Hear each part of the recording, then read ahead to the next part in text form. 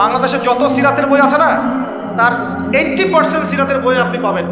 ওই সময় নবী সাল্লাল্লাহু আলাইহি ওয়াসাল্লাম এতটা ভীত সন্ত্রস্ত হয়ে গিয়েছিলেন, কয়েকবার তিনি চিন্তা করেছেন যে আমি পাহাড়ের উপর উঠে নিজেকে শেষ করে ফেলবো। এটা নিয়ে তো বিশাল ইস্যু সৃষ্টি করে ফেলছে বাংলাদেশে। হ্যাঁ, আর রাহিকুল মাকতুম বলেন আর যে কোনো বড় বড় সিরাতের গ্রন্থ বলেন, এটা যদি লিখা না থাকছে আমি বক্তব্য দেওয়া ছেড়ে দেব। বাসায় গিয়ে দেখেন চেক করে, রাইটাররা লিখেছেন, এটা এটা আমাদের কথা না। কয়েকবার তিনি পাহাড়ের উপর উঠে চিন্তা করেছেন যে আমি যা দেখলাম, ফেরেশতা এসেছে আমাকে জড়িয়ে ধরেছে, আমাকে বলছে পড়ুন, আসলে ব্যাপারটা কি, আমি কি মানে সঠিক আছি না ভুল হচ্ছে। মানসিক একটা পেরেশানির মধ্যে তিনি ছিলেন না। কয়েকবার নিজেকে শেষ করে ফেলার চেষ্টা করেছেন।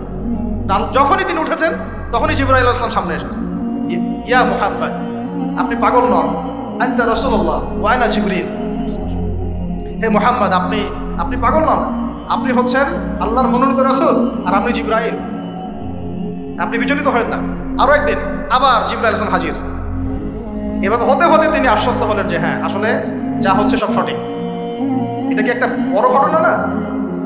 এরপরে তিনি বাসায় আছেন, বেশ কয়েকদিন ওহী আসা বন্ধ আছে। আল্লাহ পাক প্রস্তুত করছেন তাকে, কারণ ব্যাক টু ব্যাক ওহী আসতে থাকলে এটা একটা ওয়েট আছে, নেয়ার মতো ক্ষমতাকে তৈরি হতে হয়। দ্বিতীয় ওহীটা আসছে, এটা আমি একটু আলোচনায় টাচ করে সামনে যাব। তিনি কম্বল দিয়ে ঘুমিয়ে আছেন, আল্লাহ পাক ওহী পাঠালেন। যখন ওহী পাঠাচ্ছেন, খাদিজা রাদিয়াল্লাহু আনহা দেখছেন যে নবী সাল্লাল্লাহু আলাইহি ওয়াসাল্লাম একটু অস্বাভাবিক আচরণ করছেন। তিনি বলছেন আপনি শুয়ে পড়েন, রেস্ট নেন। নবীজি বলছেন আমার এখন রেস্ট নেওয়ার সময় নাই। আল্লাহ পাক আমাকে বলেছেন ইয়া আইয়ুহাল মুদ্দাসসির, হে কম্বল আবৃত রাসূল, কুম, উঠে দাঁড়ান, ফানজির, মানুষকে সতর্ক করেন। তো কুম ফানজির অর্থ মানে এই না যে বিছানা থেকে উঠে মাটিতে দাঁড়ান, মানে হচ্ছে আপনার কাছে যা আসছে এটা সত্য, এটা দ্বীনে হক, আল্লাহর পক্ষ থেকে আসছে, অতএব আপনি এই সত্যের বাণী নিয়ে সমাজের মধ্যে দাওয়াতি কাজে নেমে পড়ুন। ফানজির, মানুষকে সতর্ক করেন। রব্বাকা ফাকাব্বির, আপনার রবের তাকবীর পাঠ করেন। ওয়া সিয়াবাকা ফাতাহহির, আপনার কাপড় পরিচ্ছন্ন রাখেন।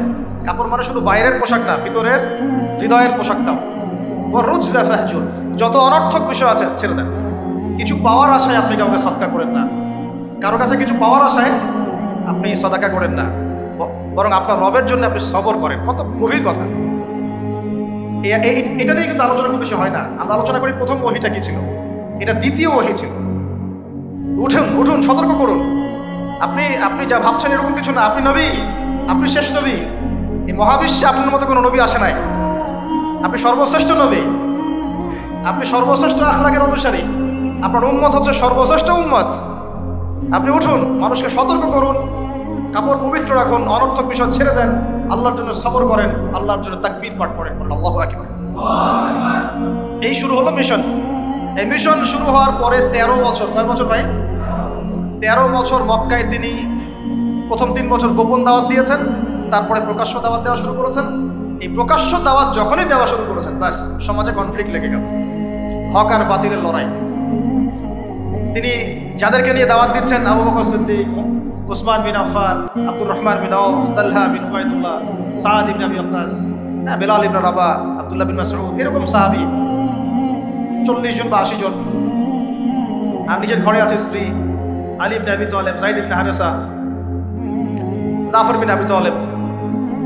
আর এই দাওয়াত যখন চলতে লাগলো, সমাজের মানুষ প্রকাশ্য রূপ যখন ধারণ করলো, এই পক্ষে আছে আবু জেহেল, আবু লাহাব, উতবা, শাইবা, রাবিআ, আশরাক বিন শারীক, এরকম কিছু মানুষ। ঠিক আছে, এমন কনফ্লিক্ট যে এটা কিছুতেই মিউচুয়াল হচ্ছে না, কিছুতেই হচ্ছে না। সিরাত পড়তে হবে আপনাদেরকে, একটা লেকচারে সবকিছু তো বলা যাবেই না, সময় আমাদেরকে অ্যালাউ করবে না, পাশাপাশি আমারও এনার্জি কুলাবে না। ঠিক আছে, এমন কোনো কষ্ট নাই যা তাকে দেওয়া হয় না, সাহাবীদেরকে দেওয়া হয় না।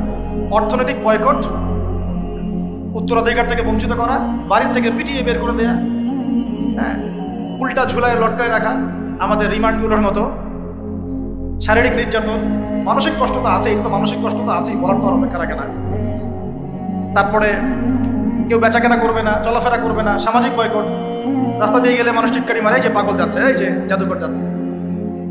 ব্যাপারটা বোঝার চেষ্টা করেন, মানে এমন কোনো নির্যাতন নাই যা করা হয় নাই। আমি ক্ষুদ্র জ্ঞানে দেখেছি প্রায় 14 বা 15 বার আল্লাহ নবী সাল্লাল্লাহু আলাইহি ওয়াসাল্লামকে হত্যা করার চেষ্টা করা হয়েছে, প্রায় 14-15 বার তাকে হত্যা করার চেষ্টা করা হয়েছে। আর তাকে সারা জীবনে প্রায় এরকম 15-16টা গালি খেতে হয়েছে। সারা জীবনে কাকে খেতে হয়েছে? যে মানুষের আগেও কোনো গুনাহ নাই, পরেও কোনো গুনাহ, যিনি সব কষ্ট করছেন শুধু উম্মতের জন্য। কারণ তিনি তো মাকামে মাহমুদে যাবেন, জান্নাতুল ফিরদাউসুল আলায় যাবেন। তার কি নিজের জন্য এই কাজগুলো করা? 13টা বছর যখন মক্কায় এভাবে নির্যাতিত হতে হলো, এই যে বলা হচ্ছে সাহাবীদেরকে গলায় দড়ি দিয়ে রাস্তায় হেঁচড়ে নিয়ে আসা হয়েছে, উত্তপ্ত বালুর মধ্যে শুয়ে উপরে পাথর চাপা দেওয়া হয়েছে, আগুনের কয়লা জ্বালিয়ে দেওয়া হয়েছে, উপরে শুয়ে দেওয়া হয়েছে, গায়ের চামড়া এবং গোশত চর্বি এগুলো গলে গলে কয়লা নিভে গেছে। আমরা কি একটু ইমাজিন করতে পারি? বাচ্চাকে নিয়ে দৌড়াচ্ছে, বোনদের অবস্থা, ভাইদের অবস্থা, কিছুটা আজ করতে পারেন কি? আসলে কি হয়েছিল 1400 বছর আগে? এগুলোই হয়েছে। এগুলো ইসলামের চিরায়ত সুন্নত। হকপন্থীদের উপর এগুলো আসবেই। যদি না আসে, ওয়াল্লাহি আপনি হকপন্থী না, ওয়াল্লাহি আপনি হকপন্থী না। আপনি প্রোটেস্ট্যান্ট ভার্সন অফ ইসলামে আছেন অথবা মডারেট ইসলামে আছেন, এটাও ঠিক ওটাও ঠিক, আমি মাঝামাঝি থাকবো। আমি এটা ফখর করে বলছি না। পশ্চিমের কয়েকটা কান্ট্রি থেকে আমাকে অফার করা হয়েছিল মালয়েশিয়া সফরের পরে, যে আমাদের এখানে আসেন, দাওয়াতি কাজ করেন, দাওয়াতি কাজ করেন মানে কনফারেন্স, এইভাবে কনফারেন্স করেন। মালয়েশিয়া যেমন হয়েছে আমরা আয়োজন করতে যাচ্ছি, 7 দিনের জন্য আসেন, 3 দিনের জন্য আসেন, ঠিক আছে? তা আমি বললাম যে আমার লেকচার কি শুনছেন কোনোদিন আপনারা? তো বলে না, বিভিন্ন ক্লিপ দেখেছি, পুরো লেকচার তো শোনা হয় না। তো বললাম যে আগে ইউটিউব চ্যানেল থেকে সব লেকচারগুলো শুনেন, তারপর যদি মনে হয় যে ওখানে গেলে আমি সেফ, তাহলে নিয়ে যান। মনে হয় যে এইসব লেকচার দেওয়ার পরে ওই সভ্যতায় গিয়ে কেউ সেফ থাকতে পারে, আমাকে আবার গুয়ান্তানামায় পাঠিয়ে দিবে না, আবু গারিব কারাগারে পাঠিয়ে দিবে না, তাহলে নিয়ে যান। তো এখন পর্যন্ত আর রেসপন্স করেন না। মডারেট ইসলামের সুযোগ নাই ইসলামে। ইসলামী পশ্চিমা আদলে আমরা মডারেট হয়ে যাব, ওদের আদর্শ চলবে, আমাদেরটাও চলবে, তালগোল পাকায় একটা ভিশন 2030 বানাবো, এইসব ইসলাম চলবে না। বুঝতে পারছেন না কথা? ইসলাম চির প্রাচীন, চির নতুন, চির আধুনিক, এর কোনো ব্যতিক্রম ব্যত্যয় নাই। ওর মূলনীতির কোনো পরিবর্তন হবে না। ওর মূলনীতি জায়গায় থাকবে, কিন্তু হয়তো প্রযুক্তিগত উন্নয়ন হতে পারে, শাখা প্রশাখাগত কিছু পুরোই পার্থক্য আসতে পারে, কিন্তু আসলে কোনো পার্থক্য আসবে। তো যে কথাটা বলেছি এটা চিরায়ত সুন্নত, যে নির্যাতনটা মক্কায় হয়েছে। যদি না হয় বুঝে নেবেন যে আপনার বা আমার ইসলামিক চলাফেরার মধ্যে কোনো একটা ল্যাকিংস আছে, বা আমরা Protestant version of Islam follow করছি। এটা হচ্ছে মুযাবযাবিনা বাইনাহুম, মানে এদিকেও না ওদিকেও না, দুটার মাঝখানে। আল্লাহ রাসূল সাল্লাল্লাহু আলাইহি ওয়াসাল্লাম বলেছেন, একটা হাদিস বলি তাহলে আপনি বুঝে নেবেন যে আমরা আসলে কোন জায়গায় আছি। এরপরে আমি সামনে যাচ্ছি, তারপরে বদরগঞ্জে আসবো ইনশাআল্লাহ, ঠিক আছে? একটু মনোযোগ ধরে রাখেন। কি বললাম? হাদিসটা কি? সহিহ মুসলিমের হাদিস। রাসূলুল্লাহ সাল্লাল্লাহু আলাইহি ওয়াসাল্লাম বলেছেন, ক্বালা নবী সাল্লাল্লাহু আলাইহি ওয়াসাল্লাম, মান রাআ মিনকুম মুনকারান, তোমাদের মধ্যে যে কেউ যদি কোনো অন্যায় গর্হিত কাজ দেখে, ফালইউগাইয়ির বিয়াদিহি, সে যেন তার হাত দিয়ে এটাকে প্রতিহত করে। বলেন এই লেভেলে আমরা কয়জন আছি? 0.00001%। মান রাআ মিনকুম মুনকারান ফালইউগাইয়ির, সে যেন পরিবর্তন করে।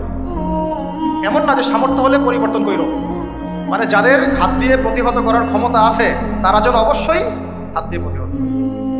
এখানে ধরেন একটা জিনা হচ্ছে, নাউজুবিল্লাহ, বা একটা নোংরামি হচ্ছে, ফাহেসা কোনো কাজ হচ্ছে, এখানে যদি সর্বোচ্চ দায়িত্বশীল তিনিও এখন গিয়ে কিছু বলার অধিকার রাখেন না। বলতে গেলে তিনি 10 বার চিন্তা করেন যে বললে কি হইতে পারে, তাই না? বিষয়টা বাজারের মধ্যে ধরেন সুদের একটা জুয়া হচ্ছে, জুয়া, কেউ কিছু বলতে পারে না। মসজিদ এখানে ধরেন পাশের বাসায় বিয়ের অনুষ্ঠান হচ্ছে, আর বিয়ে মানেই তো জেনা দিয়ে শুরু হলো, দুম ধারাক্কা গান বাজতেছে। আর ঢাকা শহরে বিশ্বাস করেন না, এই অত্যাচারে থাকা যায়। মানে একটা ফ্ল্যাট ধরেন 14 তলা 10 তলা, তো এই 10 তলার মধ্যে 5 তলার সদস্যের বিয়ে, ও ছাদটা হায়ার করে নিল, নিয়ে এমন জোরে ধুমধারাক্কা মিউজিক শুরু করবে যে পুরো এলাকার প্রত্যেকটা ঘরে ঘরে যেন সাউন্ড, মানে ওর উপর যেন ওয়াজিব করা হয়েছে সবার কানে গান বাজনা পৌঁছায়। কিন্তু কিছু করার নাই, আপনি বলতে যান উল্টা আপনার উপর চড়া হবে, হুজুর আসছে বেশি বেশি করে, আমরা আর মুসলমান না, আমরা আর ইসলাম ফলো করি না বলতে আসছে। আপনি বাসায় যান, নিজের ঘর ঠিক করেন, দেখুন না।